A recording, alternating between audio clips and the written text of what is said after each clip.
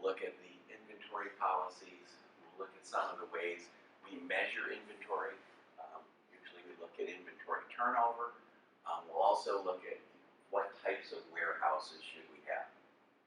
Should they be privately held? Should they be contract warehouses? Should they be public warehouses? And who does the ownership of those warehouses? So if we look at direct shipment, okay, so when we look at direct shipment strategies, what's the advantage? Lead times are reduced, and that's critical in today's market. Most companies are competing on lead times. I currently have a student who's got a summer, she's an undergraduate student, she's a summer job in co-op, and that's her function this summer is what she's doing. She's looking at all of the suppliers to that company, and they're tracking the lead times. Right? And the key is, once they understand the lead times, they put pressure on those suppliers to shrink those lead times down. And what happens when we do that? Well, a couple things happen, but one of the most important things is we get less inventory in the pipeline. Right? If there's less inventory, that saves the company money. Right? So that's what they're looking at. They're trying to look at shorter lead times. And also when we have lower lead times, we get better customer service. Right? So that's the advantage there. The other thing, when the manufacturer ships directly, if they can avoid a distribution center, remember, anytime we can take out one of the links in the supply chain, one of those companies or one of those facilities, it saves money. What happens negatively on the disadvantages? What we see is transportation costs go up. So whenever we look at all of this numbers of warehouses, the links in the supply chain, distances, what we see is it's a balance of inventory, how much transportation, and the cost of the warehouses in general. So we have to say what makes sense. And there really is no right or wrong. What you have to do is you have to look at the cost and the cost of all three of those and see what makes sense from an overall viewpoint. So what makes sense from one company's point of view could be completely different from another company's point of view. It's critical that we manage the inventory, and part of that management is really to reduce the risk. And the risk here is having too much inventory or not enough inventory. Right? Too much inventory, we run into obsolescence. We may have to scrap it. We have to sell it at a lower price. Not enough inventory, and what happens? We end up with out-of-stock situations, poor customer service. Customers may go elsewhere, and the fact that we don't sell it means that we don't get the revenue for it. If we don't have the revenue, we can't make a profit. Okay, so that's the idea with inventory management. So a couple things, centralized and decentralized, we've talked about a little bit, and we'll get into this in a little bit more. But again, centralized is that one regional warehouse, decentralized is many around the region. Now, it doesn't mean that we have to do one or the other. A lot of times we combine these two. So you have a central warehouse in Chicago that then provides products to the 5 regional warehouses distributed around the country. Okay? So you can have a central facility, and then you can have regional facilities. So it doesn't mean that we're doing either or. Okay? And you can also do central versus local.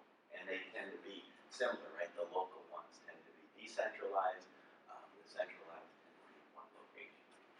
So I'll give you an example of how the grocery industry would manage this type of situation. Okay, so think of the braking suppliers and the steel suppliers. They have very long lead times. So what we need to do is we need to stock a lot of that stuff, and we push that into the supply chain till we hit the manufacturer, and then it's pulled. So we have what we call this push-pull supply chain. It's a hybrid technology. So we pull things that we can get there quickly, stuff that has a very long lead time, and some things have 3 to 6 month lead times in the automotive market. We have to push that, and we have to store it in inventory. So if we look at the dealers, they have to order things before the customer really comes in and buys them. They reports the demand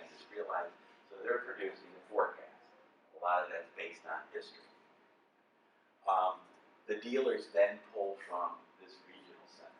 So what's the advantage of this? If I'm a dealer, I don't need to stock 500 cars on my lot.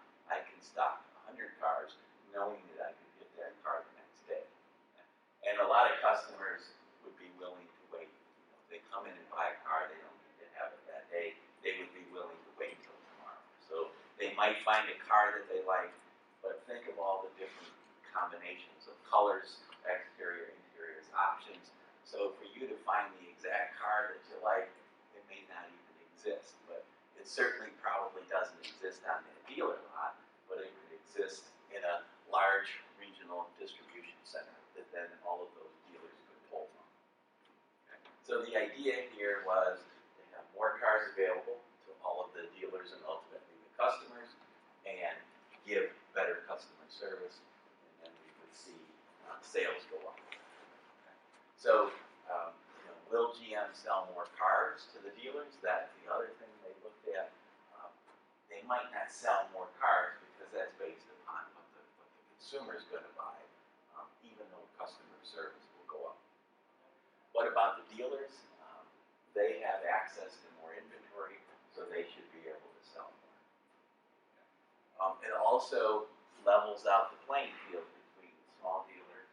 Typically, if you look at the dealers that are small in the rural areas, they only have a handful of cars. When you get into the large metropolitan areas, they may have 500, 1,000 cars on their lot, and they have the advantage of having more inventory. So if we move this to a centralized location, it kind of levels the playing field out between large and small. Now we're going to change gears a little bit and talk about what's known as a retailer-supplier relationship. Okay, so this is where I have a retailer like a Costco, a Target, a Walmart, and we're working with someone who's supplying that retailer, typically a manufacturer, someone who's making all of the products that they sell. And so one of the things that we want to do in this relationship is share a lot of data. So we want the retailer typically gives point of sale data to the manufacturer. They work on joint forecasts. They work on joint how to replenish the inventory. They look at all of that.